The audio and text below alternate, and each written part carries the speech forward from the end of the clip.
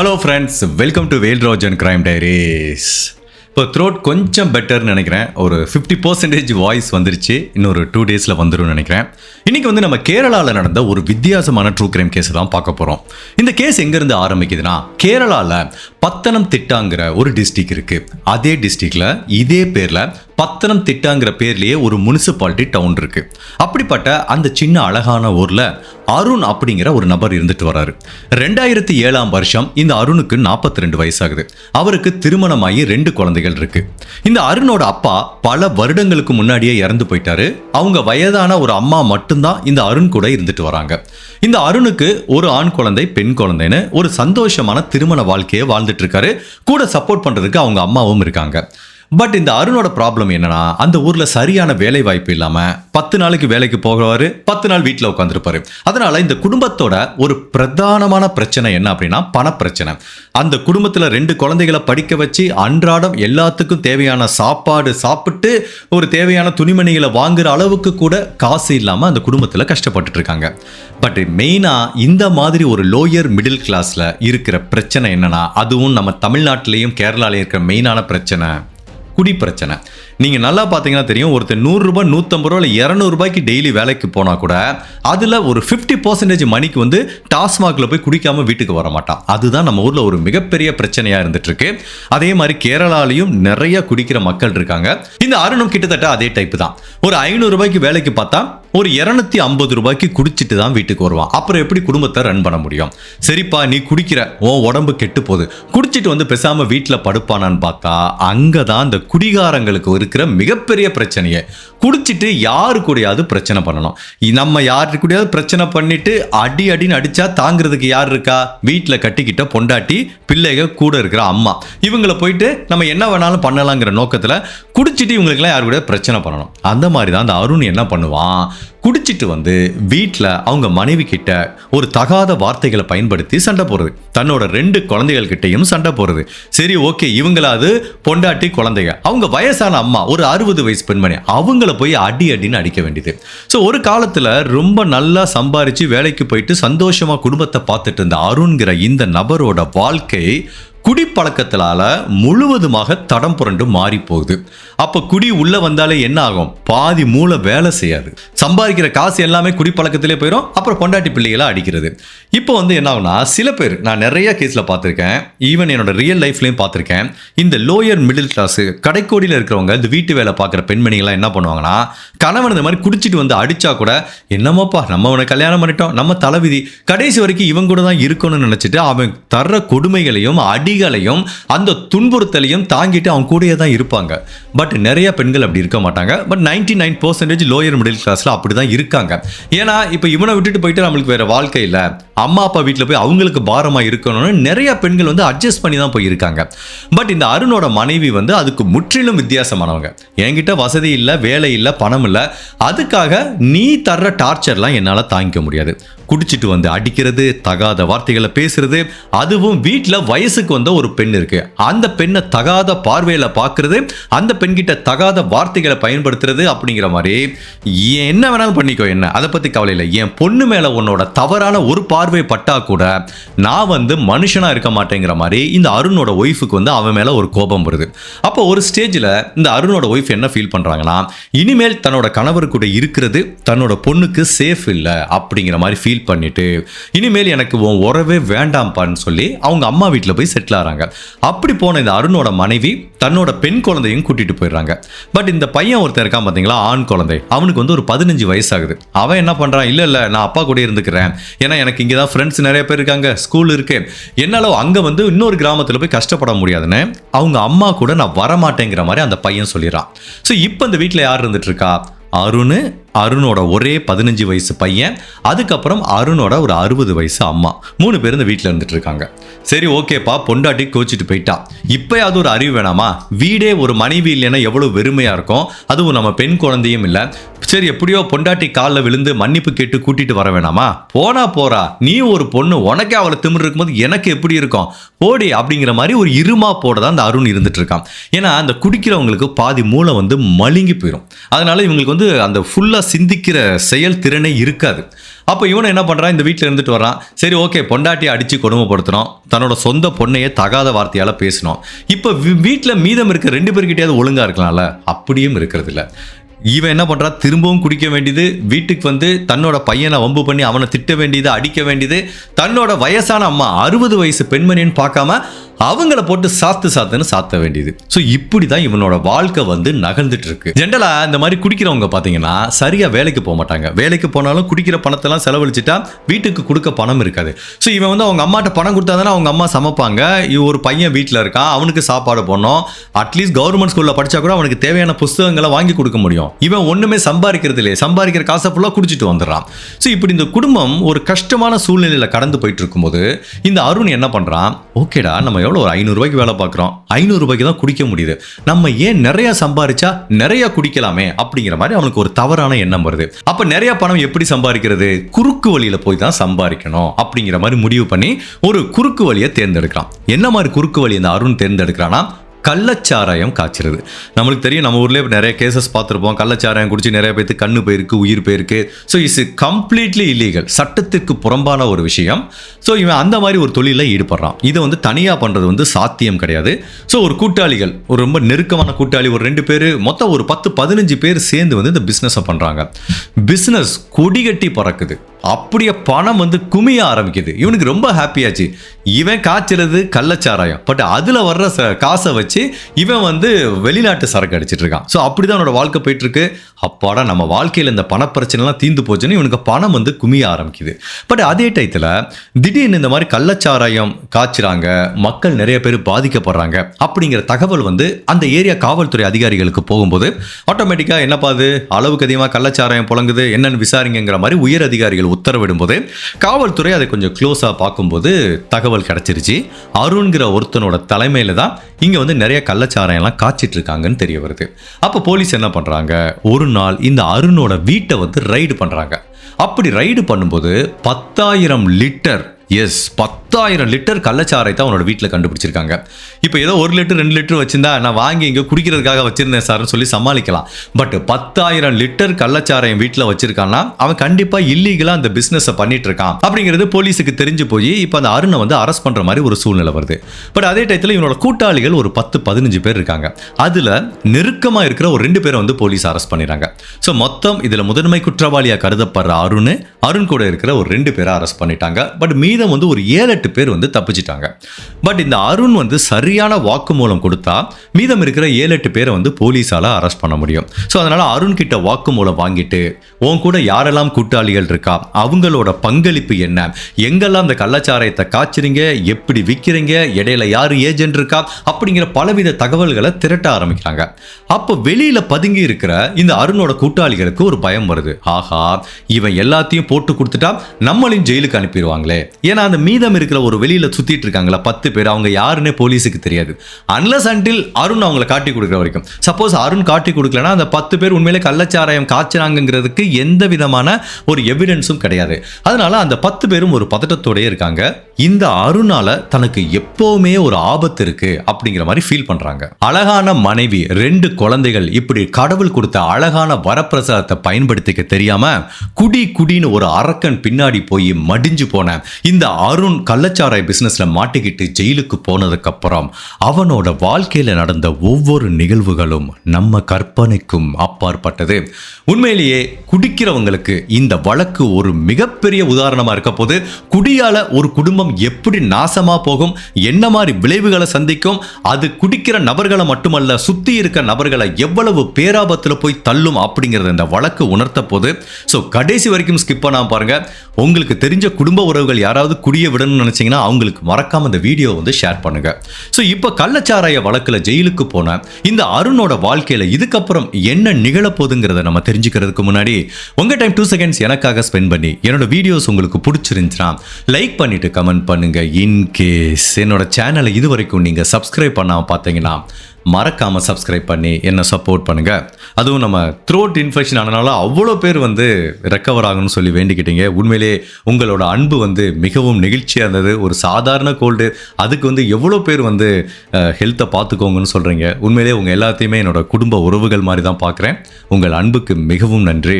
இப்போ அருண் ஜெயிலில் இருக்க ஒவ்வொரு நிமிஷமும் வெளியில் இருக்க அவங்க கூட்டாளிகள் பதட்டத்தோடய இருக்காங்க. எப்போ வேணாலும் இவன் நம்மளை காட்டி கொடுத்துருவான், எப்போ வேணாலும் போலீஸ் நம்மளோட வீட்டு கதவை தட்டுவாங்கன்னு பதட்டமாக இருக்க இந்த சூழ்நிலையில் ஒரு நாள் இந்த அருணுக்கு ஜெயிலேருந்து பெயில் கொடுக்குறாங்க. இங்கே பாருப்பா, பெயிலில் போயிட்டு வா, திரும்ப விசாரணை முடிகிறப்ப ஜெயிலுக்கு வரணும்னு சொல்லி பெயில் கொடுத்துறாங்க. இப்போ பெயில் கொடுத்தாங்கன்னா இவன் என்ன பண்ணுவான்? திரும்ப வீட்டுக்கு வருவான். இப்போ இந்த வீட்டில் யார் இருக்கா? அருணோட அம்மாவும் அந்த 15 வயசு டீனேஜ் பையனும் இருக்காங்க. சரி, ஓகே, ஏதோ பொண்டாட்டி பிள்ளைய அடிச்சு துரத்திட்டோம், அம்மாவையும் இன்னொரு பையனும் கொடுமைப்படுத்துறோம், ஒரு தவறான வழிக்கு போய் கள்ளச்சாராயம் காய்ச்சி ஜெயிலுக்கு போனோம், அதுக்குரிய தண்டனை அனுபவிச்சுட்டு வெளியில வந்துட்டோம். பட் இனிமேலாவது ஒரு நல்ல மனுஷனா திருந்தி இருந்தா இந்த குடும்பம் தடபுரண்டு போனா கூட திரும்ப அதை ரீஸ்டோர் பண்றதுக்கு ஒரு பாசிபிலிட்டி இருக்கு. லைஃப்ல எல்லாத்துக்குமே ஒரு செகண்ட் சான்ஸ் கிடைக்கும். அந்த செகண்ட் சான்ஸையும் நம்ம கோட்டை விட்டோம்னு வச்சுக்கோங்களேன், அவ்வளவுதான். கடவுளை அடிக்கடியில் சும்மா சான்ஸ் கொடுத்துட்டு இருக்க மாட்டாரு. ஸோ இவனுக்கு செகண்ட் ஒரு சான்ஸ் கொடுக்குறாரு. சரி, நீ ஜெயிலுக்கு போயிட்டு வந்துட்டேன், உங்ககிட்ட ஒரு சின்ன மனமாற்றம் இருக்கும், இப்பயாவது நீ மாறுடா அப்படின்னு பார்த்தா இல்ல நான் அதே சாக்கடையில தான் போய் விழுகுவேன் அப்படின்னு எப்ப ஜெயில இருந்து வந்தானோ நேரா சாராய கடைக்கு தான் போறான். போய் மடக்குன்னு குடிக்க வேண்டியது. அப்படி குடிச்சிட்டு வீட்டில் திரும்ப பிரச்சனை பண்ண வேண்டியது. இது வரைக்கும் இவன் ஜெயில இருந்தப்போ அவனோட அம்மாவும் அந்த 15 வயசு டீனேஜ் பையனும் சந்தோஷமா இருந்தாங்க. பட் எப்ப இவன் திரும்ப ஜெயில இருந்து வந்தானா, போச்சுடா, வந்துட்டான்டா, இனிமேல் வாழ்க்கையில நிம்மதியே போச்சுடா அப்படிங்கிற மாதிரி தான் ஃபீல் பண்றாங்க. அப்ப இந்த அருணோட வழக்கம் திரும்ப எப்படி மாற ஆரம்பிக்குதுன்னா, குடிச்சிட்டு வர்றது, அவங்க அம்மாட்ட போய் ஏதாவது வாதாட வேண்டியது, வயசான பெண்மணின்னு பார்க்காம அடின்னு அடிக்க வேண்டியது. அவ்வளவு பெரிய வயசான பெண்மணியை அடிக்கிறான், அந்த 15 வயசு பையனை விடுவானா, அவனை போட்டு அடின்னு அடிக்க வேண்டியது. இந்த குடிக்கிறவங்க அடிக்கிறதையும் தாண்டி சில வார்த்தை அவங்கள புண்படுத்துற மாதிரி, மனசை காயப்படுத்துற மாதிரி பல வார்த்தைகள் பேசுவாங்க. குடிச்சிட்டு பேசுறவனுக்கு ஒண்ணுமே தெரியாது. பட் எதிர்முனையில அதை வாங்கிட்டு இருக்காங்க பாத்தீங்களா, அவங்களுக்கு தான் தெரியும் எவ்வளவு அசிங்கமா கன்றாவியா பேசுறாங்கன்னு. ஸோ இவன் என்ன பண்றான், அவங்க அம்மாவையும் பையனையும் அடிக்கிறேன் தவிர அவ்வளவு அசிங்கமான வார்த்தையில பேச ஆரம்பிச்சிட்டு இருக்கான். ஸோ இப்படி ஜெயிலுக்கு போயிட்டு இந்த மாதிரி ஒரு சூழ்நிலையில நவம்பர் மாதம் 22ஆம் தேதி 2007ஆம் வருஷம் ஒரு சாயங்காலம் வீட்டுக்கு வர்றான். நல்லா ஃபுல்லாக குடிச்சிட்டு வர்றான். வந்தவன் பெரிய ஆர்கியூமெண்ட், அவனுக்கும் அவங்க அம்மாக்கும் அட்டின்னு அந்த வயசான பெண்மணியை அடிச்சு துவைச்சிட்டான். அவங்க கடுப்பாயிட்டாங்க. டே, பெத்த பையன் கூட பார்க்க மாட்டேன், இனிமேல் உன் கூட ஒரு நிமிஷம் கூட நான் இருக்க மாட்டேன்டா, உன் பொண்டாட்டியும் உன் பொண்ணு உன்னை விட்டு போனதுல எந்தவித ஆச்சரியமும் இல்லை, நீ வேணா பாரு, கடைசியில யாருமே இல்லாம நீ அனாதையா தாண்டா சாக போறங்கிற மாதிரி ஒரு பெத்த அம்மாவே தன்னோட பையனுக்கு ஒரு சாபம் விட்டுட்டு நான் அந்த வீட்டை விட்டு போறேன்டான்னு சொல்லி கிளம்பி போறாங்க. எங்க போவாங்க, வயசான பெண்மணி எங்கேயும் போக முடியாது. அதனால பக்கத்து வீட்டுக்காரங்க வீட்டில் போய் அன்னைக்கு நைட்டு தங்கிக்கிறாங்க. இந்த பக்கம் பார்த்தீங்கன்னா, ஐயோ அப்பா இருந்தா தனியா தன்னை டார்ச்சர் பண்ணி அடிச்சு கொண்டுருவானே அப்படின்னு சொல்லிட்டு அந்த 15 வயசு பையன் என்ன பண்றான், நான் என் ஃப்ரெண்டு வீட்டுக்கு போறேன் அப்படின்னு சொல்லி அவங்க ஃப்ரெண்டு வீட்டுக்கு போயிட்டான். ஸோ இப்போ என்ன ஆகுது, அந்த நவம்பர் மாதம் 22ஆம் தேதி நைட்டு அருண் மட்டும் ஃபுல் போதையில் இருக்கான். ஆனால் அந்த வீட்டில் தனியாக இருக்கான். இப்போ பக்கத்து வீட்டில் போய் தங்கியிருந்த அந்த அருணோட அம்மா, அந்த 60 வயசு பெண்மணி 23ஆம் தேதி காலையில், சரி திரும்ப வீட்டுக்கு போவோம், இவன் என்ன சுச்சுவேஷனில் இருக்கான், இப்பயாவது போதை தெளிஞ்சிருக்கோம், இனிமேல் எந்த பிரச்சனையும் இருக்காது அப்படின்னு அந்த வீட்டு கதவை திறக்க முற்படும் போது அந்த வீட்டோட கதவுகள் ஏற்கனவே திறக்கப்பட்டிருக்கு. ஒன்று இந்த பாட்டிக்கு ஒன்றும் புரியல, என்னாச்சு, காலையிலே எங்கேயா போயிட்டானா, இல்லை இந்த குடிகார பையன் குடிச்சிட்டு கதவை கூட பூட்டாமல் படுத்திருக்கானே, யாராவது திருடிட்டு போயிட்டா என்ன பண்ணுறது அப்படின்னு அந்த கதவை திறந்துட்டு உள்ளே போனாங்கல்ல, அந்த வயசான பெண்மணி மிரண்டு போயிட்டாங்க. அங்கே இருக்க லிவிங் ரூமில் ஒரு கட்டில் இருக்கு. அந்த கட்டில் தன்னோட 42 வயசு பையன் அருண் அப்படிங்கிற இந்த நபரோட சடலத்தை பார்க்குறாங்க. உடம்புல பல இடத்துல காயங்கள் இருக்கிறத பார்க்குறாங்க. வீறிட்டு அழுதுட்டு பயங்கரமாக ஓடி வந்துடுறாங்க. அந்த வீட்டை விட்டு ஓடி பக்கத்து வீட்டுக்காரங்கிட்ட தகவல் சொல்கிறாங்க. இப்போ இதை பற்றி போலீஸுக்கு தகவல் கொடுக்கப்படுது. அப்போ போலீஸ் ஆஃபீஸர் அந்த கிரைம் சீனை பார்க்குறாங்க. எந்த விதமான ஃபோர்ஸ் என்ட்ரியும் இல்லை, யாருமே கதவை உடைச்சு இந்த வீட்டுக்குள்ளே வந்த மாதிரி தெரியல. ஒன்று இந்த அருண் குடிச்சிட்டு கதவை பூட்டாமல் தூங்கியிருக்கலாம், இல்லை இந்த அருணை கொலை பண்ண நபர் அருணுக்கு நெருக்கமான தெரிஞ்ச ஒரு நபராக இருக்கலாம். ஸோ அருண் நம்பி வீட்டுக்குள்ளே விட்டுருக்கலாம். இதுதான் நடந்திருக்கும் அப்படிங்கிற மாதிரி பார்க்குறாங்க. இப்போ இந்த அருணோட உடலை சற்று உற்று நோக்கி பார்க்கும்போது மொத்தம் ஒரு 17 இடத்துல உடம்புல பலவிதமான காயங்கள் இருக்கிறத பார்க்குறாங்க. அதே டயத்தில் தெரியுது இவன் நல்லா குடிச்சிருக்கான், நைட்டு கண்ணு முன்னு தெரியாமல் குடிச்சிருக்கான். இப்போ போலீஸ் இப்படி ஒரு தியரி திங்க் பண்ணுறாங்க, இந்த குடிச்சிட்டு அங்கங்கே இப்படி கீழே விழுந்துருவானுங்க, அப்போ ஏதாவது அடிபட்டு மேபி இறந்து போயிருக்கலாமோன்னு தோணுது. ஏன்னா அவனோட இடுப்பில் ஒரு மிகப்பெரிய காயத்தை பார்க்குறாங்க, அவனோட இடுப்பு எலும்பே உடஞ்சிருக்கு. ஸோ இதை வச்சு பார்க்கும்போது மேபி இது ஒரு கொலையாக இருக்கலாம், இல்லை இது ஒரு ஆக்சிடெண்ட்டாக கூட இருக்கலாம். பட் இதை யார் உறுதிப்படுத்த முடியும்? ஆப்வியஸ்லி இது ஒரு பிரேத பரிசோதனை பண்ணாதான் இந்த அருணோட மரணம் எப்படி நிகழ்ந்திருக்குங்கிறத உறுதிப்படுத்த முடியும்னு இப்போ இந்த உடலை பிரேத பரிசோதனைக்கு அனுப்புறாங்க. ஸோ இதை பொறுத்த வரைக்கும் ஃபர்ஸ்ட் இது கொலையா இல்லை இது ஒரு ஆக்சிடெண்டா அப்படின்னு தெரிஞ்சா மட்டும்தான் போலீஸ் அடுத்த கட்ட விசாரணையை நோக்கி பயணம் பண்ண முடியும். இந்த டயத்தில் அவங்க ஃப்ரெண்டு வீட்டில் போய் தங்கியிருக்க அவங்க பையனுக்கும் தகவல் கொடுக்குறாங்க, அவனும் அலறி அடிச்சுட்டு ஓடி வர்றான். அந்த டயத்தில் அந்த மனைவி பொண்ணுக்கு கொடுக்குறாங்க, இவன் செத்தா கூட நான் பார்க்க வரல, இந்த மூஞ்சை நாங்கள் பார்க்கவே விரும்பல அப்படிங்கிற மாதிரி அவங்க 2 பேரும் சொல்லிட்டாங்க. ஏன்னா அந்த அளவுக்கு அவனோட மனைவியும் அந்த பெண் குழந்தையும் இவன் ரொம்ப கொடுமைப்படுத்தியிருக்கான். இப்போ இந்த அருணோட உடலை பிரேத பரிசோதனைக்கு போகுது. என்னதான் இவன் கெட்டவனா இருந்தா கூட போலீஸும் சட்டத்தோட பார்வையில் இவன் ஒரு மனுஷன், ஓகே, ஒரு ஹியூமன். உண்மையிலேயே அவன் கொலை செய்யப்பட்டிருந்தா இவனை யாரு கொலை பண்ணாங்களோ அவங்கள சட்டத்தின் முன் நிறுத்தி தண்டனை வாங்கி கொடுக்கிறது காவல்துறையோட கடமை. ஸோ இப்போ போலீஸ் ஆஃபீஸர் அந்த பிரேத பரிசோதனை அறிக்கைக்காக வெயிட் பண்ணிட்டு இருக்கும்போது பிரேத பரிசோதனை அறிக்கை வருது. அப்போ டாக்டர் கிளியராக சொல்கிறாங்க, இங்கே பாருங்கள் சார், 17 இடத்துல காயங்கள் இருக்கு, அவ்வளவுமே ஒரு கட்ட மாதிரி ஒரு பொருளை வச்சு அடி அடி நடிச்சிருக்காங்க. இது இயற்கையாக நிகழ்ந்த மரணம் கிடையாது, அதாவது ஒரு ஆக்சிடென்ட் கிடையாது. இந்த நபர் அளவுக்கு அதிகமாக குடிச்சிருக்காரு. பட் இந்த உடம்புல இருக்க 17 காயத்தோட நேச்சரை வச்சு பார்க்கும்போது யாரோ அடிச்சே கொலை பண்ணியிருக்காங்க.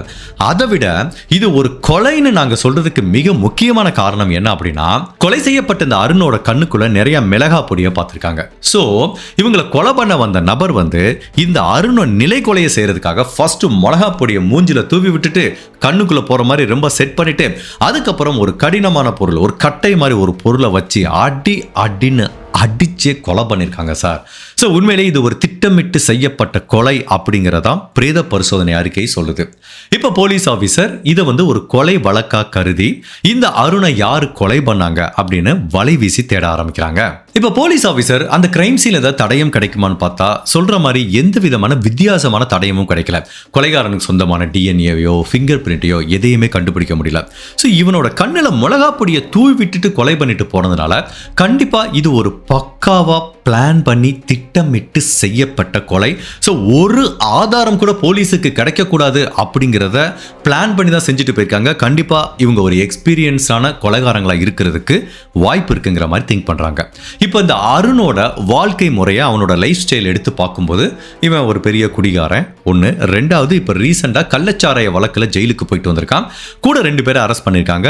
மெயினான ஃபேக்டரா பார்க்கப்படுது வெளியில ஒரு 6-7 பேர் இருக்காங்க இவனோட கூட்டாளிகள்.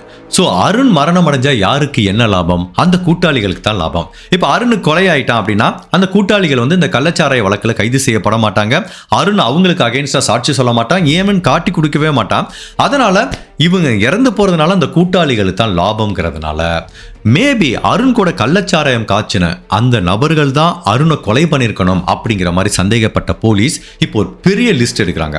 ஃபர்ஸ்ட் இவங்க கூட யாரெல்லாம் கள்ளச்சாராயம் காய்ச்சினா அதில் யாரெல்லாம் இன்னும் சுதந்திரமா வெளியில சுத்திட்டு இருக்காங்க அப்படிங்கிற மாதிரி ஒரு லிஸ்ட் எடுக்கிறாங்க. மொத்தம் ஒரு 44 பேர் சஸ்பெக்ட் லிஸ்ட்ல வர்றாங்க. அந்த 44 பேரோட ஃபோன் சிக்னலை எடுத்து பார்க்குறாங்க. 2007 காலகட்டத்தில் பார்த்தீங்கன்னா செல்ஃபோன் கொஞ்சம் குறைவாக பயன்படுத்திட்டு இருந்தாங்க. பட் இருந்தாலும் இந்த 44 பேர்கிட்ட யார்கிட்டலாம் செல்ஃபோன் இருக்கு அப்படிங்கிற டேட்டாவை எடுத்து அந்த செல்ஃபோன் சிக்னலை ஒப்பிட்டு பார்க்குறாங்க. யாரெல்லாம் நவம்பர் மாதம் 22ஆம் தேதி நைட்டோ இல்லை நவம்பர் மாதம் 23ஆம் தேதி ஏர்லி மார்னிங்கோ இந்த அருணோட வீட்டுக்கு பக்கத்தில் வந்தாங்க அப்படிங்கிற மாதிரி ஒரு லிஸ்ட் எடுத்து பார்க்குறாங்க. கிடைச்ச செல்ஃபோன் சிக்னல் இல்லைப்பா அந்த மாதிரிலாம் அந்த கூட்டாளிகள் யாருமே வரலைங்கிற மாதிரி தான் காமிக்குது. இதை வச்சு அவங்க நிரபராதின்னு நம்ம சொல்ல முடியாது. ஏன்னா இந்த கொலையை பண்ணவன் திறமையானவன். அப்போ அவன் என்ன பண்ணியிருக்கான், போலீஸ் இதை வச்சு நம்மளை கண்டுபிடிப்பாங்கன்னு செல்ஃபோனை வீட்டில் வச்சுட்டு வந்திருக்கிற கூட வாய்ப்பு இருக்குல்ல. இது எல்லாமே ஒரு கேம்பிளிங் மாதிரி தான். இப்போ அடுத்து என்ன பண்ணுறாங்க, சரி செல்ஃபோன் சிக்னலை வச்சு அவங்கள கண்டுபிடிக்க முடியல, ஐ விட்னஸ் எவனாவது ஒருத்தர் வந்திருப்பான். அப்போது பக்கத்து வீட்டுக்காரங்க, இது ஒரு கிராமங்கிறதுனால நிறைய பேர் வெளியில் இருந்திருக்க வாய்ப்பு இருக்கு. யாராவது ஒருத்தர் சந்தேகப்படும்படியான ஒரு நபரை அருணோட வீட்டுக்கு பக்கத்தில் 22ஆம் தேதி நைட்டு பார்த்தாங்களா அப்படின்னு அவங்க பக்கத்து வீட்டுக்காரங்கலேருந்து அந்த ஸ்ட்ரீட்ல இருக்க எல்லாத்திட்டையும் விசாரிச்சு பார்க்குறாங்க. பட் அன்ஃபார்ச்சுனேட்டா எல்லாரும் சொல்ற ஒரே பதில் இல்லையே போலீசார் சந்தேகப்படும்படியா ஒரு 3வது நபரை நாங்க பார்க்கவே இல்லை அப்படிங்கிற மாதிரி தான் சொல்றாங்க. இப்ப போலீஸ் ஆபீசரை பொறுத்த வரைக்கும் இந்த கூட்டாளிகள், அதாவது இந்த 44 பேர்ல எவனோ ஒருத்தன் தான் பண்ணியிருக்கான்னு தெரியுது. பட் அதே டயத்தில் அவங்களை அரெஸ்ட் பண்றதுக்கு சரியான முகாந்திரம் இல்லை. எந்த ஒரு எவிடன்ஸும் இல்லாமல் அவங்கள அரெஸ்ட் பண்ணால் அடுத்த ஒரு 1 வீக்ல வந்து வெளியில் வந்துருவாங்க. ஸோ அதுக்கப்புறம் அவங்களை திரும்ப விசாரணைக்கே கூப்பிட முடியாத கூட ஒரு சூழ்நிலை ஏற்படலாம்.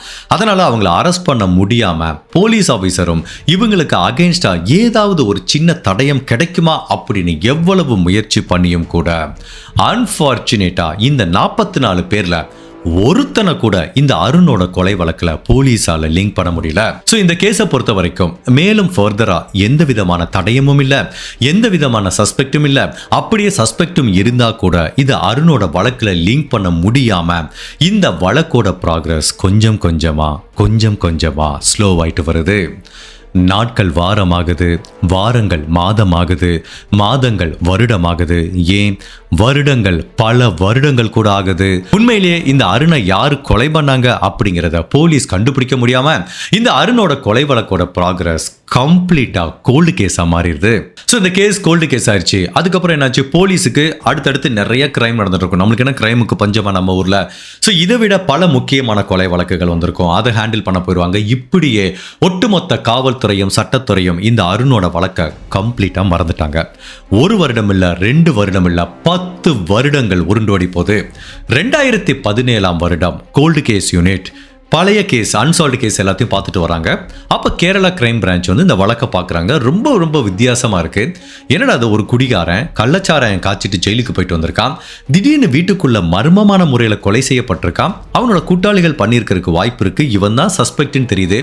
எப்படி ஒரு தடயம் கூட இல்லாமல் இருக்கும்? இதை அவன் மிஸ் பண்ணிட்டோமா, சரிடா இந்த கேஸை ரீஓப்பன் பண்ணுறா அப்படின்னு முடிவு பண்ணி 2017 வருஷம் கேரளா கிரைம் பிரான்ச் இந்த வழக்கை ரீஓப்பன் பண்ணுறாங்க.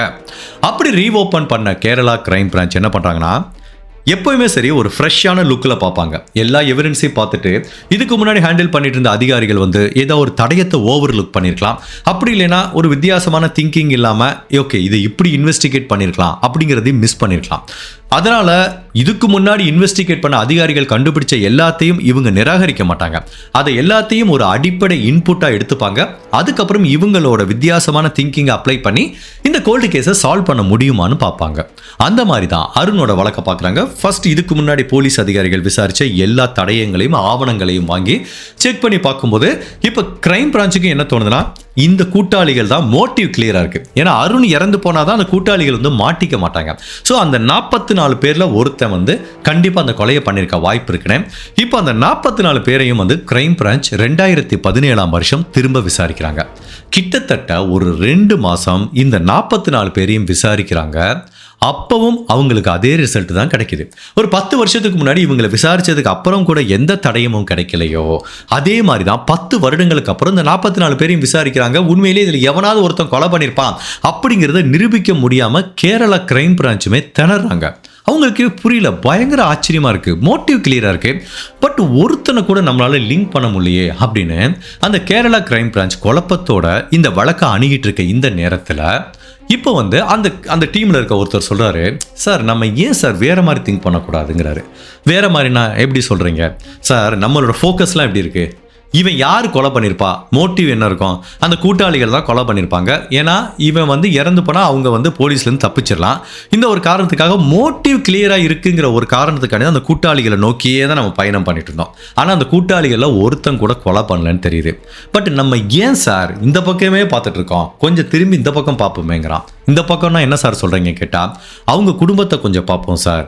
அதாவது வெளியில் இருக்க கூட்டாளிகளுக்கு எப்படி இவனை கொலை பண்ணால் ஒரு மோட்டிவ் இருக்கோ, அருண் இல்லைன்னா அவங்களுக்கு எப்படி ஒரு சாதகமான சூழ்நிலை ஏற்படுதோ அந்த மாதிரி தான் சார் அவங்க குடும்பத்துக்கு இவனுக்கு ஒத்து வரல. அவங்க குடும்பத்தில் இருக்க எல்லாத்துக்கும் இவனால பிரச்சனை தான், இவனால டார்ச்சர் தான். இப்போ அருண்கிற ஒருத்தன் இல்லாமல் இருந்தால் அவங்க குடும்பம் நிம்மதியாக இருக்குல்ல சார்? நீங்கள் திங்க் பண்ணி பாருங்க.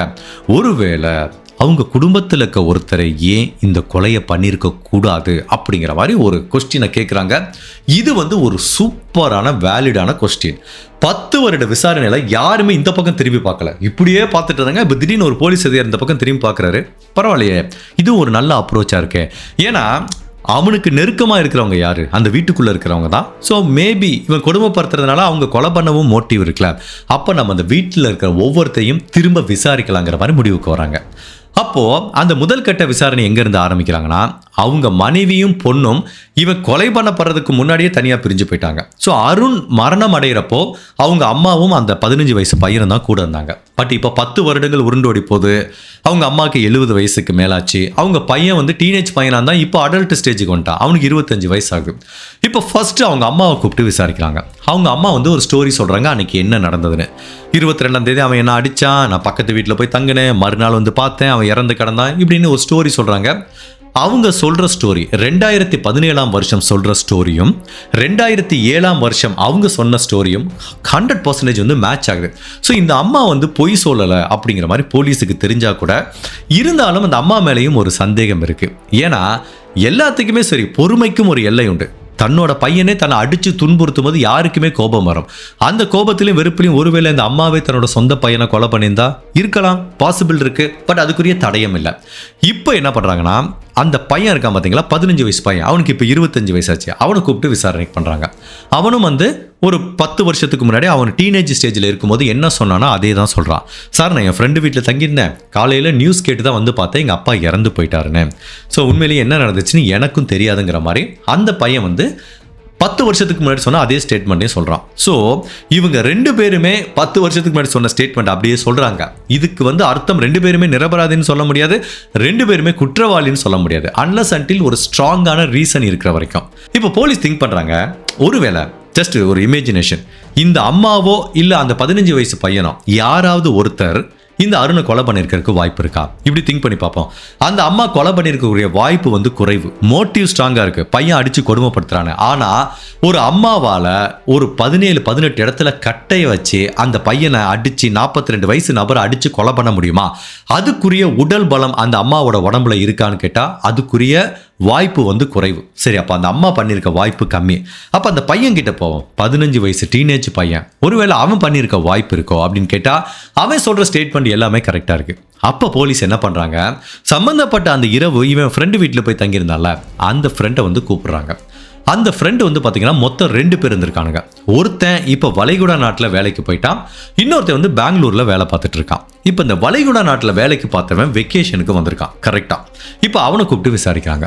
அவன் வந்து நடந்த எல்லாத்தையும் சொல்கிறான். ஆமாம் சார், அன்றைக்கி சம்மந்தப்பட்ட நாள் வந்து இந்த பாட்டியை அடிச்சிட்டாங்க, பாட்டி பக்கத்து வீட்டுக்கு போயிட்டாங்க, என்னை எங்கள் அப்பா அடிச்சிருவாருன்னு பயந்துட்டு இவன் எங்கள் வீட்டுக்கு வந்தான் சார். மற்றபடி நாங்கள் நைட்டு ஃபுல்லாக இருந்தோம், மறுநாள் காலையில் அவங்க அப்பா இறந்து போயிட்டாருன்னு தான் எங்களுக்கு தகவல் வந்தது அப்படிங்கிற மாதிரி இந்த நபர் சொல்கிறாரு.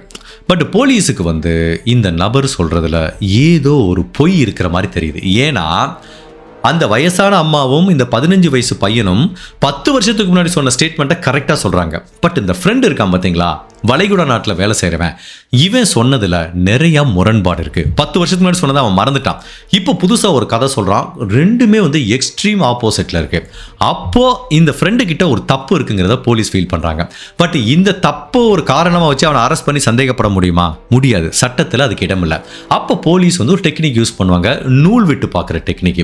அவன் மேலே எந்த சந்தேகமும் வராமல், சரி ஓப்பா நீ போயிட்டு வா, நாங்கள் வந்து தேவைப்பட்டால் திரும்ப கூப்பிட்றோம், பட் நீ வளைகுடா நாட்டுக்கு போகிறதுக்கு முன்னாடி எங்கிட்ட சொல்லிட்டு போகணுங்கிற மாதிரி சொல்லி அவனை அனுப்பி வச்சிடறாங்க. அடுத்து போலீஸ் என்ன பண்ணுறாங்கன்னா, அவனை க்ளோஸாக மானிட்டர் பண்ணுறாங்க. இந்த ஃப்ரெண்டு கிட்ட ஒரு தப்பு இருக்குது, அவங்ககிட்ட உண்மையிலேயே ஒரு தப்பு இருக்குன்னா நம்ம கிட்ட போய் சொன்னானா அவன் அடுத்து என்ன பண்ணுவான், கொலை செய்யப்பட்ட அருணோட பையன் கிட்ட போய் பேசுவான், இல்லை பெங்களூரில் இருக்க ஒரு ஃப்ரெண்டு கிட்ட பேசுவான், இவங்களுக்குள்ள ஒரு கான்வர்சேஷன் நடக்கும். அப்போ அதை வச்சு இவங்க கிட்ட ஏதாவது தப்பு இருக்கான்னு கண்டுபிடிக்கலான்னு போலீஸ் வந்து வெயிட் பண்ணுறாங்க. ஸோ இந்த வளைகுடா நாட்டிலேருந்து வந்த நபர் வந்து கேஷுவலாக தான் பேசிகிட்டு இருக்கான், யார்கிட்டையும் எந்த பதட்டத்தையும் காட்டல. அவன் வந்து ரொம்ப விவரமாக க்ளீனாக காய் நவத்துறது போலீஸுக்கு நல்லா தெரியுது. ஆனால் இவங்க ஏதோ பண்ணியிருக்கானுங்க, என்ன பண்ணியிருக்காங்கன்னு தெரியல. அதுக்காக இவங்க தான் கொலை பண்ணியிருப்பாங்கன்னு சொல்ல வரல. பட் இந்த கொலையை பற்றி இவனுங்களுக்கு கண்டிப்பாக ஒரு தகவல் தெரியுங்கிறதான் போலீஸோட நம்பிக்கை. பட் என்ன இருந்தாலும் போலீஸ் இவங்களோட கான்வர்சேஷன் எல்லாத்தையும் ட்ராக் பண்ணி பார்த்தா கூட சரியான எவிடன்ஸ் கிடைக்கல. ஸோ இந்த வளைகுடா நாட்டிலேருந்து வெக்கேஷனுக்கு வந்தவன் அவனோட டைமும் முடியுது, அவன் திரும்ப வளைகுடா நாட்டுக்கு பறந்து போயிட்டான். இப்போ அடுத்து போலீஸ் என்ன பண்ணுறாங்க, இந்த பையனா கொலை செய்யப்பட்ட அருணோட பையனை திரும்ப விசாரணை கூட்டிகிட்டு வந்து இப்போ வந்து வேற மாதிரி கிடுக்குப்பிடி விசாரணை போடும்போது இந்த அருணோட பையனை கொஞ்சம் நிலை குலைஞ்சு போயிட்டான். அவனோட ஸ்டேட்மெண்ட்லேயும் நிறைய முரண்பாடு தெரிகிறதுனால இப்போ போலீஸுக்கு சந்தேகம் வந்து மேலும் அதிகமாகி இப்போ இந்த பெங்களூரில் ஒருத்தன் வேலை பார்க்குறான்ல அவனுக்கு சம்மன் அனுப்பி வர சொல்கிறாங்க. ஸோ அவனும் வர்றான். அவன் வந்து கொஞ்சம் எமோஷனலான பர்சன் மாதிரி தெரியுது, கொஞ்சம் பதட்டமாக இருக்கான். போலீஸ் வந்து அவங்ககிட்ட கேஷுவலாக கொஸ்டின் கேட்குறாங்க, அவங்க மேலே சந்தேகம் இருக்குது அப்படிங்கிறத காட்டிக்காமல் கேட்குறாங்க. அவனும் வந்து ஆமாம் சார் அன்னைக்கு வந்தான், அவங்க அப்பாவோட பிரச்சனையாச்சுன்னு வந்தான், நாங்கள் 3 பேர் ஒன்றா தான் தங்கியிருந்தோம், மறுநாள் எங்களுக்கு தகவல் வந்துச்சு, அவ்வளோதான் சார் தெரியுங்கிற மாதிரி இவன் சொல்கிறான். பட் இவன் சொல்கிறது பொய் அப்படிங்கிறது போலீஸுக்கு நல்லாவே தெரியுது. அவனோட குரலில் மிகப்பெரிய பதட்டம் தெரிய ஆரம்பிக்குது. சரி போப்பா, நான் தேவைப்பட்டால் திரும்ப அவனை கூப்பிட்றோன்னு சொல்லி அவனை அனுப்பிடுறாங்க. பட் இந்த பெங்களூர்லேருந்து வந்துட்டு போனான் பார்த்தீங்களா, போலீஸ் வந்து அவனை க்ளோஸாக மானிட்டர் பண்ணுறாங்க. அவங்ககிட்ட அவ்வளவு பதட்டம் இருக்குது. போன உடனேயே இந்த அருணோட பையனுக்கு ஃபோன் பண்ணி பேசுகிறான், அந்த வளைகுடா நாட்டில் இருக்கவனுக்கு ஃபோன் பண்ணி பேசுகிறான். டேய் மச்சான் எனக்கு ரொம்ப பயமாக இருக்குடா அப்படிங்கிறான். அதெல்லாம் ஒன்றும் பயப்படாதா, ஒன்றும் ஆகாது, பார்த்துக்கலாம் அப்படிங்கிற மாதிரி மற்ற 2 பேரும் ஆறுதல் சொல்கிறாங்க. இதுலேருந்தே தெரிஞ்சு போச்சு இந்த 3 பேத்துக்கும் அருணோட கொலைக்கும் ஒரு தொடர்பு இருக்கு. இல்ல அட்லீஸ்ட் அருணுக்கு என்ன நிகழ்ந்ததுங்கிறது இவங்களுக்கு தெரிஞ்சிருக்க வாய்ப்பு இருக்கு. அப்ப போலீஸ் இந்த 3 பேரையும் பார்க்கறாங்க. கொலை செய்யப்பட்ட அருணோட பையன் வளைகுடா நாட்டில் இருக்கிறவன், பெங்களூர்ல இருக்கவன். போலீஸோட சிம்பிள் சைக்காலஜிக்கல் ஃபேக்டர் என்ன அப்படின்னா, இந்த மாதிரி மல்டிபிள் சஸ்பெக்டை விசாரிக்கும் போது அதில் எவன் எமோஷனலாக வீக்காக இருக்கான்னு பார்ப்பாங்க. அவனை பிடிச்சி தூக்கிட்டு வந்து ஈஸியாக விஷயத்தை கறந்துட முடியும்னு. அந்த பெங்களூரில் இருக்கான் பார்த்தீங்களா, அவன் கொஞ்சம் பயப்படுற கேரக்டர், எமோஷனலாக இருக்கனால அவனை தூக்கிட்டு வராங்க. திரும்ப சம்மன் கொடுத்து விசாரணைக்காக அனுப்பும்போது இந்த டைம் போலீஸ் வேற மாதிரி டெக்னிக் யூஸ் பண்ணுறாங்க. இங்கே பாருப்பா, நாங்கள் லாஸ்ட் டைம் விசாரிக்கும் போதே எங்களுக்கு தெரிஞ்சு போச்சு இந்த கொலையை நீங்கள் தான் பண்ணியிருக்கீங்கன்னு. ப்ளஸ் அதை உறுதிப்படுத்துகிற மாதிரி உன்னோட கூட்டாளி அந்த வளைகுடா நாட்டில் இருக்கானே எல்லாத்தையும் சொல்லிட்டான், எல்லாத்தையும் டாப் டு பாட்டம் சொல்லிட்டான். அவ்வளோதான், நீங்கள் தப்பிக்கவும் முடியாது அப்படின்னு சொல்லும்போது இவனுக்கு பதட்டமாச்சு. சார் என்ன சார் சொல்கிறீங்க, எல்லாத்தையும் சொல்லிட்டானா? அதுதான்ப்பா சொல்லிட்டு இருக்கேன், ஸ்டார்டிங்லேருந்து எண்டு வரைக்கும் எல்லாத்தையும் சொல்லிட்டான்ப்பா நீங்கள் பண்ணதை. ஐயோ சார் அது ஏதோ ஒன்று தெரியாமல் பண்ணிட்டோம் சார் அப்படிங்கிறான். அப்போவே போலீஸுக்கு முடிஞ்சு போச்சு, இந்த கேஸ் க்ளோஸ்ட் அப்படின்ட்டு. ஏன்னா இதெல்லாம் ஒரு சிம்பிள் டெக்னிக். ஆக்சுவலி இதை வந்து காலங்காலமாக யூஸ் பண்ணிட்டு இருக்க டெக்னிக் தான். பட் ஸ்டில் இன்னுமே சில கேஸில் வந்து இது ஒர்க் அவுட் ஆகிட்டு இருக்கு. அப்போ இவங்ககிட்ட போலீஸ் கேட்குறாங்க, ஓகேப்பா அவன் ஒரு தகவல் சொன்னான், நீ உன்னோட வேர்ஷனை சொல்லு, நீ கரெக்டாக உண்மையை சொல்லிட்டேன்னா நீங்கள் இந்த கொலை பண்ணும்போது உங்களுக்கு 15 வயசு தான், குறைவான தண்டனை நாங்கள் வாங்கி தர்றோம்ப்பா அப்படின்னு போலீஸ் ஒரு பிட்டை போட்டு பார்க்கும்போது, சார் நான் எல்லாத்தையும் சொல்லிடுறேன் சார் அப்படின்னு இந்த அருண், கொலை செய்யப்பட்ட அருணோட பையனோட பெங்களூர் ஃப்ரெண்ட் வந்து எல்லாத்தையும் சொல்கிறான். அவன் என்ன சொல்றானா, சார் நவம்பர் மாதம் 22ஆம் தேதி சாயங்காலம் இந்த அருணோட பையன் எங்கள் வீட்டுக்கு பதட்டமாக வந்தான் சார். எங்கள் பாட்டி எங்கள் அப்பா அடி அடின்னு அடிச்சுட்டாரு, எங்கள் பாட்டி பக்கத்து வீட்டுக்கு கோச்சிட்டு போயிட்டாங்க, என்னையும் அடி வெளுத்து எடுத்துட்டாரு. நான் இனிமேல் அங்கே இருந்தாலும் என்னோட உயிருக்கு ஆபத்துன்னு சொல்லிட்டு தான் நான் பதட்டமாக இங்கே வர்றேன், இன்னைக்கு ஒரு நாள் இங்கே தங்கிக்கிறேன்டா மச்சான்னு சொல்லும்போது, ஒன்றும் பிரச்சனை இல்லைடா என் வீட்டில் தங்கிக்கூடாதுன்னு தங்கிக்கிட்டாங்க. இப்போ இவங்க 3 பேரும் பேச ஆரம்பிக்கிறாங்க. அப்பா அந்த அருணோட பையன் வந்து அவங்க அப்பா என்னெல்லாம் கொடுமைப்படுத்துறாரு அப்படிங்கிற பலவித கதைகளை சொல்லும்போது அந்த கூட இருக்க ஃப்ரெண்ட்ஸுக்கு பயங்கர ஷாக்கிங்காக இருக்குது. என்னடா மச்சான் சொல்கிற, ஒன்று இவ்வளோ அடித்து கொடுமைப்படுத்துறானா, அந்த ஆள் நம்ம சும்மா விடக்கூடாதா, நம்ம ஒரு கை பார்த்துடலாம்டா, நீங்கள் போய் பார்த்துலாம்டா, பேசிடலாம், உன் மேலே எப்படி கை வைக்க போச்சு அப்படின்னு சொல்லி இந்த பசங்க வந்து கொலை பண்ணணுங்கிற நோக்கத்தில் போல என் ஃப்ரெண்டை எதுக்கு அடிச்சீங்க குடிச்சிட்டு அப்படின்னு அருண்கிட்ட விசாரிக்கிறதுக்காக போகிறாங்க. அவனே ஒரு குடிகாரன், ஃபுல் போதையில் இருக்கான். அவன்கிட்ட போய் கேட்டால் என்ன புரியும் அவனுக்கு. இப்போ அந்த வீட்டுக்குள்ளே போகிறாங்க, அருண் தனியாக இருக்கான். இப்போ இவங்க 3 பேர்த்தையும் பார்க்குறான். டேய் எதுக்குடா திரும்ப வந்தீங்க அப்படின்னு கேட்டதுக்கு, அங்கிள் என் ஃப்ரெண்டை எதுக்கு அங்கிள் அடிச்சிங்க அப்படிங்கடா, அவன் என் பையன்டா, நான் அடிப்பேன் உதப்பேன் கொலை கூட பண்ணுவேன், உனக்கு என்னடா அப்படின்னு கேட்கும்போது, என் ஃப்ரெண்டு மேலே இனிமேல் கையை வச்சிங்க உங்களுக்கு மரியாதை இருக்காது அப்படின்னு சொல்லும்போது, என்னடா பண்ணுவீங்க, இருடா உன் ஃப்ரெண்டை அடித்த மாதிரி உங்களே அடிக்கிறேன்னு அந்த அருண் இந்த 2 ஃப்ரெண்டையும் அடிக்க வரும்போது இந்த ஃப்ரெண்ட்ஸுக்கு வந்து பயங்கர கோபம் வந்துச்சு. அப்போ இந்த ஃப்ரெண்ட்ஸ் இப்படி பார்க்குறானுங்க. பக்கத்தில் வந்து கிச்சனில் மிளகா பொடி இருக்குல்ல, அதை ஒரு ஃப்ரெண்டு எடுத்து இந்த அருணோட முகத்தில் அப்படி தூவி விடுறான். கல்ல ஃபுல்லாக மிளகா பொடி, அப்படி எரிச்சல் உணர்வில் அருண் வந்து நிலை தடுமாறிட்டார். ஆனால் ஃபுல் போதையில் இருக்கான். அப்போ இந்த பசங்க என்ன பண்ணுறாங்க, கோபத்தில் அந்த வளைகுடா நாட்டில் ஒருத்தர் இருக்கான் பார்த்தீங்களா, அவன் தான் ஃபஸ்ட்டு அடிக்க ஆரம்பிக்கிறான். அந்த வீட்டில் ஒரு கட்டை இருக்குது, அந்த கட்டையை எடுத்து இந்த அருணை ஆட்டின்னு அடித்து வெளுத்து எடுத்துட்டான். அதுக்கப்புறம் இந்த பெங்களூர் பையனும் சேர்ந்துக்கிட்டான், இந்த அருணோட பையனும் சேர்ந்து 3 பேரும் அருணை அடிச்சே கொலை பண்ணியிருக்கானுங்க.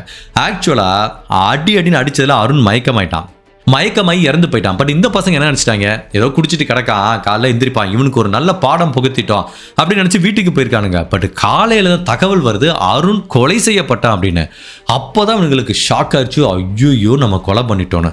பட் இருந்தாலும் இந்த 3 பேர் பக்காவாக ஒரு பிளான் போகிறாங்க. இங்கே பாரு மச்சான், போலீஸ் கேட்டால் இதை தான் சொல்கிறோம், அவன் சாயங்காலமே எங்கள் வீட்டுக்கு வந்துட்டான், அதுக்கப்புறம் எங்களுக்கு எதுவும் தெரியாது, நாங்கள் அந்த வீட்டு பக்கமே போகலை, இதுதான் நம்ம சொல்ல போகிற ஸ்டேட்மெண்ட்டு. 3 பேரும் பக்காவாக பேசி வச்சு தான் கடைசி வரைக்கும் இதை மெயின்டைன் பண்ணியிருக்காங்க.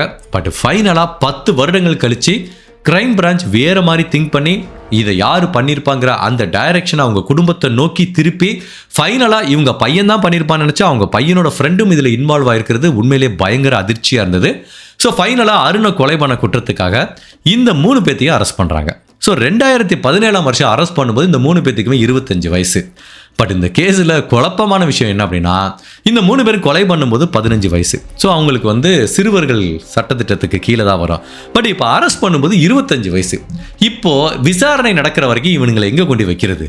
சின்ன பசங்க இருக்க அந்த ஜுவனைல்னு சொல்லுவோம்ல, அங்கே போய் வைக்கிறதா இல்லை நார்மல் கைதிகள் இருக்க ஜெயிலில் வைக்கிறதான்னு தெரியாமல் சட்ட வல்லுநர்கள் சில பேர் குழப்பமாயி இந்த சின்ன பசங்க சிறுவர் சீர்திருத்த பள்ளி இருக்குல்ல, அந்த மாதிரி ஒரு போய் இவங்களை வைக்கிறானுங்க. அதுக்கு கடுமையான எதிர்ப்பு வருது. இவனுங்க கொலை பண்ணும்போது 15 வயசு, பட் இப்போ அடல்ட்டு, இப்போ போய் அங்கே வச்சா எவ்வளோ பெரிய பிரச்சனை வரும். அதனால நீதிமன்றம் திரும்ப காவல்துறைக்கு ஒரு வார்னிங் கொடுத்து இந்த ஜுவனையில் அங்கெல்லாம் போய் வைக்காதீங்க, சிறுவர் சீர்திருத்த பள்ளியில் இவங்களை வைக்கக்கூடாது, இவனுங்க அடல்ட்டு, அதனால அங்கேருந்து தூக்கி நார்மல் ஜெயிலில் போடுங்கன்னு சொல்லி நார்மல் ஜெயிலில் இவங்களை போட்டாங்க. இப்போ இன்னொரு குழப்பம், இந்த வழக்கை எப்படி எடுத்துட்டு போறது? ஒரு அடல்ட்டா கன்சிடர் பண்ணி விசாரணை பண்றதா இல்லை இவங்க கொலை பண்ணும்போது சின்ன பசங்க அப்படின்னு கன்சிடர் பண்றதான்னு ஒரு குழப்பம் நிகழ்ந்தது.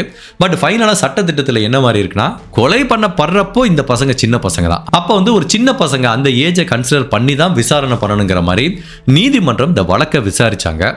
பட் இந்த வழக்கோட விசாரணையோட முடிவு என்ன அப்படிங்கிறது தெரியல. நான் நெட்டில் ஃபுல்லாக தேடி பார்த்தேன், பட் என்னால் கண்டுபிடிக்க முடியல. பட் என்னோட பெஸ்ட் கெஸ் என்ன இருக்கலாம், கண்டிப்பாக விசாரணை தீர்ப்பு கொடுத்துருப்பாங்க, அந்த ஜட்ஜ்மெண்ட் காப்பி எனக்கு கிடைக்கல. மேபி இவங்க ஒரு 15 வயசு பசங்க தான் அப்படின்னு சொல்லி தண்டனை கொடுத்துருப்பாங்க. அப்போ கொலை பண்ணும்போது மேபி குறைவான தண்டனை கொடுத்துருப்பாங்க, இல்லை கவுன்சிலிங்கோ இல்லை ஒரு சிம்பிளான சிறை தண்டனையோ கொடுத்து அவங்கள ரிலீஸ் பண்ணியிருக்கிறதுக்கு கண்டிப்பாக வாய்ப்பு இருக்குது. பட் கண்டிப்பாக அடல்ட்டாக கன்சிடர் பண்ணி இப்போ அவனுக்கு 25 வயசுங்கிறதுனால அவனுக்கு ஆயுள் தண்டனைலாம் கொடுத்துருக்க வாய்ப்பு இல்லை. ஏன்னா அந்த கிரைம் பண்ணும்போது அவங்க சின்ன பசங்க. ஸோ இந்த கேஸ் இதோட முடிவுக்கு வந்தது.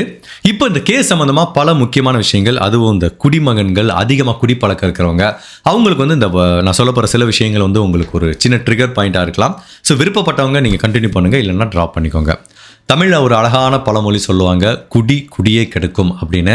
குடி அவனோட குடியை மட்டும் இல்லை, உடம்பை மட்டும் இல்லை, அந்த ஒட்டுமொத்த குடும்பத்தோட குடியும் கெடுக்கும், டவுட்டே இல்லை. அதுவும் சில பேர் பார்த்துருப்போம், குடிக்கிறவன் பார்த்தீங்கன்னா டெய்லி வேலைக்கு போவான். பார்த்தீங்களா, வேலைக்கு போவான், சாயங்காலம் போய் குடிப்பான், எந்த பிரச்சனையும் பண்ணாமல் படுத்துப்பான், அவன் குடிக்கிறதே தெரியாது. என்ன கேட்டால் அந்த மாதிரி ஆளுகளை கூட பிரச்சனை இல்லை. பட் ஸ்டில் உன் உடம்பு வீணாகுது, மணியும் விரயம் ஆகுது. பட் அதை விட்டுட்டு குடிச்சிட்டு வருவான் பாருங்க, வீட்டுக்கு பொண்டாட்டியை சந்தேகப்படுறது, பொண்டாட்டியை அடிக்கிறது, பிள்ளைகளை அடிக்கிறது, பொண்டாட்டி சமைச்சு வச்சேன்னா என்னாடி இது சிக்கன் வைக்கல மட்டன் வைக்கலன்னு போட்டு அடிக்க வேண்டியது, ஏதாவது ஒரு காரணத்தை இழுத்து அடிக்க வேண்டியது, நேற்று ஒன்று அவங்க கூட பார்த்தேன் இவங்க கூட பார்த்தேன்னு போய் அடிக்க வேண்டியது. ஸோ இந்த மாதிரி அந்த குடி உள்ளே போச்சுன்னா அந்த பசங்களுக்கு என்ன பண்ணுறதுனே தெரியாது. இது ரொம்ப ரொம்ப டேஞ்சர். அதை விட சில பேர் பார்த்தீங்கன்னா இப்போலாம் டாஸ்மாகில் குடிச்சிட்டு வீட்டுக்கு வந்துடுறானுங்க. சில பேர் பார்த்தீங்கன்னா வாங்கிட்டு வீட்டில் குடிப்பானுங்க. பார்த்தீங்களா, அது உண்மையிலே ரொம்ப மோசம். நம்ம குடிச்சிட்டு வந்தாலே குழந்தைகளுக்கு தெரியும். அதுவும் வீட்டில் வச்சு டைரெக்டாக குடிக்கும்போது அந்த குடிப்பழக்கத்தை குழந்தைகள் பார்க்கும்போது அவங்க மனசில் ஒரு மிகப்பெரிய பாதிப்பு ஏற்படும். அது மிகப்பெரிய தவறு. நீங்கள் இது வரைக்கும் வீட்டில் வச்சு குடிச்சிட்டு இருந்தீங்க, குழந்தைகள் இருக்கும்போது குடிச்சிட்டு இருந்தீங்கன்னா அந்த பழக்கத்தை இதோட ஸ்டாப் பண்ணிக்கோங்க. அதை விட முக்கியமான விஷயம் என்ன அப்படின்னா, இந்த கேஸில் நான் ஒரு பாயிண்ட் சொல்ல மறந்துட்டேன், இப்போ ஞாபகம் வந்தனால சொல்கிறேன். இந்த அருண்கிறவன் என்ன பண்ணுறான், தன்னோட 15 வயசு பையனை கடையில் போய் ட்ரிங்க்ஸ் வாங்கிட்டு வர சொல்கிறார். ட்ரிங்க்ஸ் வாங்கிட்டு குடிக்க வேண்டியது. ஸோ இந்த 15 வயசு பையனும் அப்பா சொல்கிறாருன்னு ட்ரிங்க்ஸ் வாங்கிட்டு கடைசியில் அவனுக்கு குடிப்பழக்கம் வந்துருச்சு 15 வயசுலேயே. ஸோ அதனால தான் இந்த கிரைம்லாம் பண்ண அவனுக்கும் தோணியிருக்கு.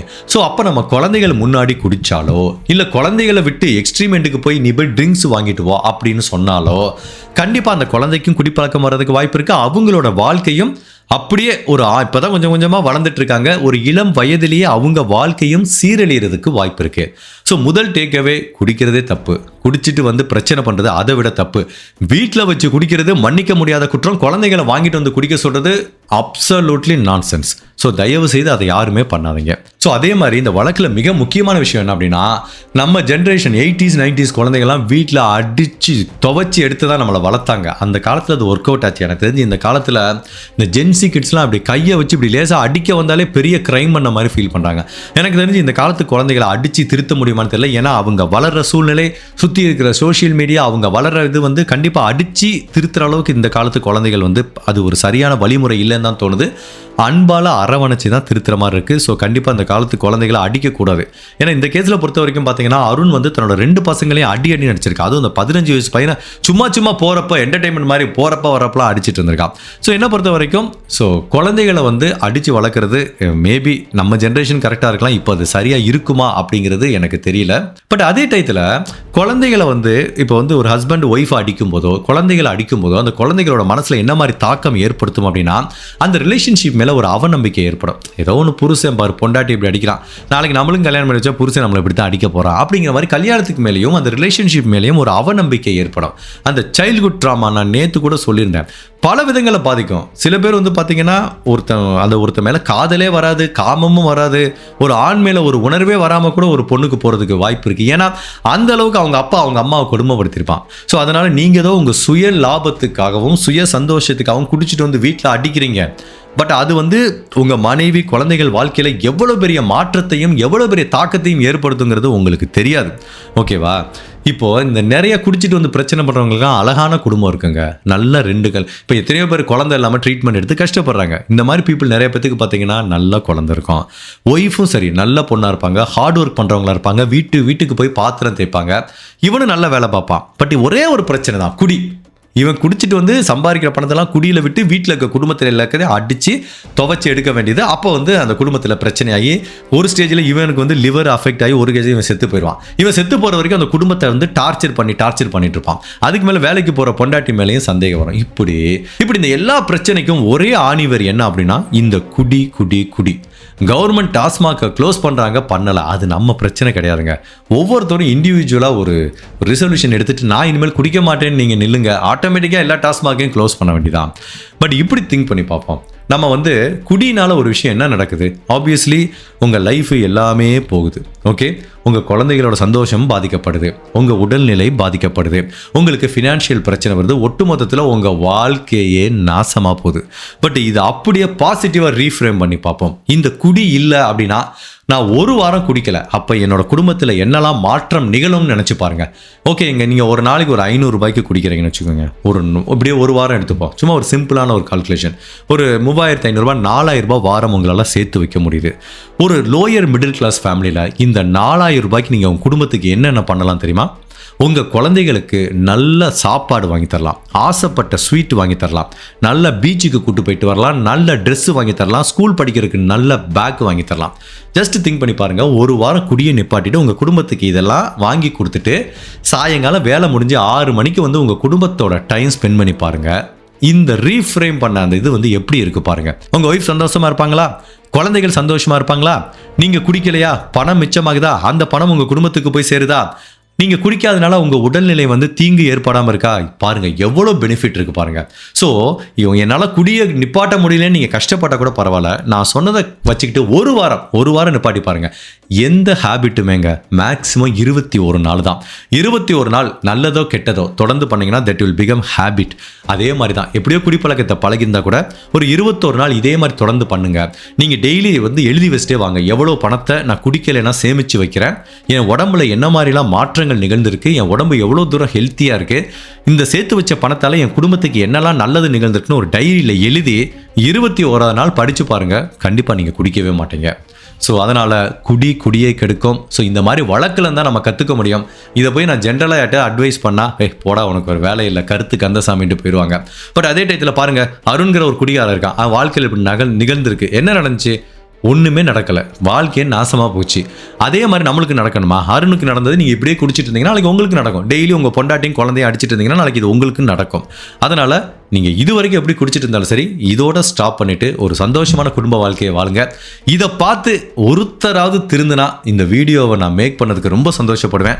அப்படி உங்கள் வாழ்க்கையில் இந்த வீடியோ ஒரு மாற்றத்தை ஏற்படுத்திச்சு நீங்கள் ஃபீல் பண்ணிங்கன்னா மறக்கா கமெண்ட் பண்ணுங்கள்.